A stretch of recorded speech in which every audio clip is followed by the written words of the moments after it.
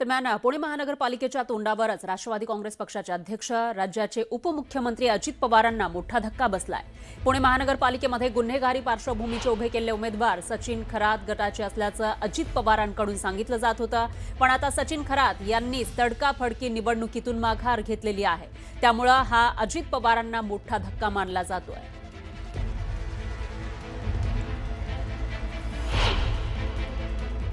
राष्ट्रवादी काँग्रेस पक्षाचे राष्ट्रीय अध्यक्ष आदरणीय अजितदादा पवार यांची भेट घेतली। भेट घेऊन त्यांना मी एक पत्रक दिलं, लेटर दिलं आणि मागणी केली की सन्मानपूर्वक जर मला जागा दिल्या तर नक्कीच आघाडी करू, अशा आशयाचं मी त्यांना पत्र दिलं। परंतु मला सन्मानपूर्वक जागा मिळाल्या नाही। महाराष्ट्रामध्ये ज्या निवडणुका महानगरपालिकेच्या लागल्या आहेत, या निवडणूक प्रक्रियेतून मी बाहेर पडत आहे। कोणत्याही परिस्थितीमध्ये कोणत्याच पक्षाला आणि कोणत्याच उमेदवाराला माझा पाठिंबा नाही।